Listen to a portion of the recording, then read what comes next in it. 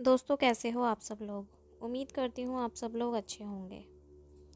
आज मैं आपको एक ऐसी कहानी सुनाने जा रही हूँ जिसमें दौलत है, प्यार है, तिरस्कार है और एक ऐसा रहस्य है जिसने पूरे शहर को हैरान कर दिया था। कहते हैं कि इंसान की कीमत उसके पैसों से नहीं बल्कि उसके दिल से होती है। लेकिन जब एक करोड़पति विधवा मालकिन ने अपनी ही गरीब कार ड्राइवर से शादी करने का फैसला किया तो हर किसी ने उसका मजाक उड़ाया। किसी ने कहा कि वह पागल हो गई है तो किसी ने कहा ड्राइवर उसकी दौलत के पीछे है। मगर सच्चाई कुछ और ही थी। मुंबई के पॉश इलाके में रहने वाली अंकिता मित्तल पूरे शहर में जानी जाती थी। उसके पति की मौत को 5 साल हो चुके थे। पति एक बड़े बिजनेसमैन थे और उनके जाने के बाद अरबों की संपत्ति अंकिता का के नाम हो गई थी।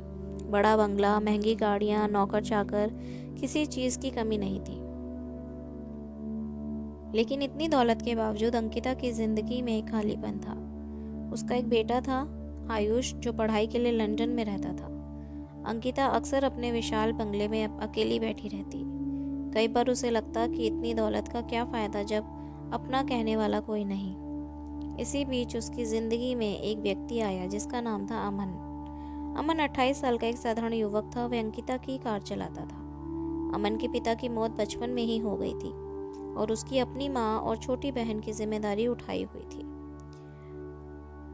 अमन बहुत ईमानदार और मेहनती था।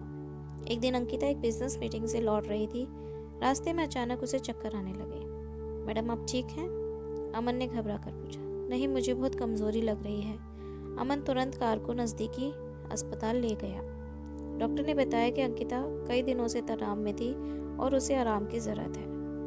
उस दिन अमन पूरी रात अस्पताल में रुका रहा। सुबह जब अंकिता की आंख खुली तो उसने देखा कि अमन कुर्सी पर बैठा बैठा सो गया था। उसके मन में पहली बार किसी के लिए सम्मान की भावना पैदा हुई। धीरे धीरे समय बीतने लगा। अमन सिर्फ ड्राइवर नहीं रहा बल्कि अंकिता का भरोसेमंद साथी बन गया। एक दिन अंकिता ने पूछा, अमन, तुम्हारी कोई गर्लफ्रेंड नहीं है? अमन मुस्कुरा दिया। मैडम, घर की जिम्मेदारियों के बीच प्यार के लिए समय ही कहाँ मिलता। अंकिता ने पहली बार उसके चेहरे को गौर से देखा। उसकी आंखों में कोई लालच नहीं था। कुछ महीनों बाद अंकिता को पता चला कि अमन की बहन की शादी टूट गई है क्योंकि लड़के वालों को दहेज में 10 लाख रुपए मांगे थे। अमन बहुत परेशान था। उस रात अंकिता ने चुपचाप उसके खाते में पैसे भिजवा दिए। अगले दिन अमन गुस्से में आ गए उसके पास पहुंचा। मैडम, आपने ऐसा क्यों किया? क्यों? तुम्हें जरूरत थी? मुझे भीख नहीं चाहिए। अंकिता उसकी बात सुनकर हैरान रह गई। आज तक उसने जितने लोगों को देखा था वो उसकी दौलत के आगे झुक जाते थे, लेकिन अमन अलग था।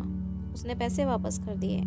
उसी दिन से अंकिता के दिल में अमन के लिए एक अलग जगह बन गई। लेकिन दूसरी तरफ आयुष को जब ये सब पता चला कि वो लंदन से वापस आ गया, एक शाम उसने अमन को बंगले में देखा और गुस्से से बोला, तुम अपनी औकात भूल गई। तुम सिर्फ एक ड्राइवर हो। अमन चुप रहा, लेकिन अंकिता ने यह बर्दाश्त नहीं हुआ। आयुष, इंसान की इज्जत उसके काम से नहीं उसके चरित्र से होती है। आयुष को अपनी माँ का अमन का पक्ष लेना बिल्कुल पसंद नहीं आया। उसने मन ही मन फैसला कर लिया कि वह अमन को इस घर से निकलवा कर रहेगा। कुछ दिनों बाद आयुष ने एक प्राइवेट जासूस को अमन के पीछे लगा दिया। उसे यकीन था कि अमन जरूर कोई खेल खेल रहा है, लेकिन जांच में जो बात सामने आई उसे सुनकर आयुष भी हैरान रह गया। अमन हर महीने अपनी कमाई का बड़ा हिस्सा अनाथ बच्चों, बुजुर्गों की मदद में खर्च करता था। उसके खिलाफ एक भी गलत बात नहीं मिली। जब आयुष और ज्यादा परेशान हो गया, उसे डर था कि कहीं उसकी माँ अमन को अपनी संपत्ति का वारिस न बना दे। और फिर एक दिन अंकिता ने पूरे परिवार और रिश्तेदारों को अपने बंगले में बुलाया। सब लोग सोच रहे थे कि शायद वह कोई बड़ा बिजनेस ऐलान करने वाली है, लेकिन जब अंकिता मंच पर पहुंची तो उसने जो कहा उसे सुनकर सबके पैरों तले जमीन खिसक गई। मैं अमन से शादी करने जा रही हूँ। पूरा हॉल सन्न रह गया। आयुष के हाथ से पानी का ग्लास गिर गया। लेकिन इससे भी बड़ा झटका अभी बाकी था, क्योंकि उसी समय भीड़ में बैठा एक आदमी अचानक खड़ा हुआ और चिल्लाया, अंकिता जी, आप इस आदमी की सच्चाई नहीं जानती। अमन वह नहीं जो दिखाई देता है। ये सुनकर हॉल में सन्नाटा छा गया। सबकी नजरें उस आदमी पर टिक गई। अंकिता ने हैरानी से पूछा, आप कौन हैं? वह आदमी आगे आया और बोला, मेरा नाम विनोद है, मैं अमन को बहुत अच्छी तरह जानता हूँ। आयुष के चेहरे पर मुस्कान आ गई। उसे लगा आखिरकार अमन का सच सामने आने वाला है। विनोद ने ऊंची आवाज में कहा, अमन गरीब ड्राइवर नहीं है।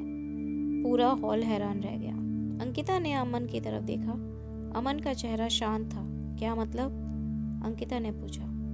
विनोद बोला, अमन एक बहुत बड़े उद्योगपति का बेटा है। अब तो हॉल में बैठे सभी लोग खड़े हो गए। आयुष की आंखें फैल गईं। विनोद ने बताया कि कई साल पहले अमन के पिता करोड़ों की कंपनी चलाते थे, लेकिन एक सड़क दुर्घटना में उनकी मौत हो गई। उनके मरने के बाद रिश्तेदारों ने कंपनी और संपत्ति पर कब्जा कर लिया। अमन की मां ने अदालत के चक्कर काटे, लेकिन न्याय नहीं मिला। आखिरकार उन्होंने सब कुछ छोड़ दिया और साधारण जिंदगी जीने लगी। अमन चाहता तो अपनी पहचान का इस्तेमाल करके आराम की जिंदगी जी सकता था, लेकिन उसने खुद मेहनत करके जीना सीखा। अंकिता ये सब सुनकर स्तंभ रह गई। अमन, तुमने मुझे कभी नहीं बताया। अमन ने शांत स्वर में कहा, क्योंकि मैं चाहता था कि लोग मुझे मेरे नाम या पैसों से नहीं बल्कि मेरे कर्मों से पहचाने। हॉल में बैठे लोग एक दूसरे का चेहरा देखने लगे। आयुष को पहली बार शर्म महसूस हुई, लेकिन तभी एक और बड़ा खुलासा हुआ। विनोद ने कहा, और ये भी सच है। अंकिता चौंक गई। क्या? विनोद ने कहा, 3 साल पहले जिस रात आपके पति का एक्सीडेंट हुआ था, उस रात उनकी जान बचाने की कोशिश करने वाला व्यक्ति अमन ही था। अंकिता के पैरों तले जमीन खिसक गई। विनोद ने बताया कि दुर्घटना के बाद लोग वीडियो बनाते रहे, लेकिन अमन ही था जिसने घायल व्यक्ति को अस्पताल पहुंचाने की कोशिश की। हालांकि अस्पताल पहुंचने से पहले ही अंकिता के पति की मौत हो गई थी। उस समय अमन को ये भी नहीं पता था कि वह व्यक्ति कौन है। अंकिता की आंखों में आंसू बहने लगे। उसे याद आया कि उसके पति की जेब में मिली एक डायरी में किसी अज्ञात युवक का जिक्र था, जिसने आखिरी समय में उसकी मदद की थी। वह युवक अमन ही था। अब आयुष पूरी तरह टूट चुका था। वह अमन के पास गया और बोला, मुझे माफ कर दो, मैं तुम्हें गलत समझा। अमन मुस्कुराया। गलती इंसान से ही होती है। कुछ दिनों बाद शादी की तारीख तय हो गई, लेकिन आयुष के मन में अब भी एक डर था। उसे लगता था कि शादी के बाद उसकी माँ सारी संपत्ति अमन के नाम कर देगी। एक दिन उसने हिम्मत करके अपनी माँ से पूछ लिया। अंकिता मुस्कुराई। आयुष, तुम्हें लगता है कि अमन को मेरी संपत्ति चाहिए? मुझे नहीं पता माँ। अंकिता ने एक फाइल उसके सामने रख दी। फाइल देखकर आयुष की आंखें नम हो गईं। उसमें लिखा था कि शादी के बाद भी सारी संपत्ति आयुष और एक चैरिटेबल ट्रस्ट के नाम रहेगी। अमन का उसमें कोई हिस्सा नहीं होगा। आयुष ने हैरानी से अमन की तरफ देखा। अमन बोला, मैंने खुद ये शर्त रखी थी। क्यों? आयुष ने पूछा।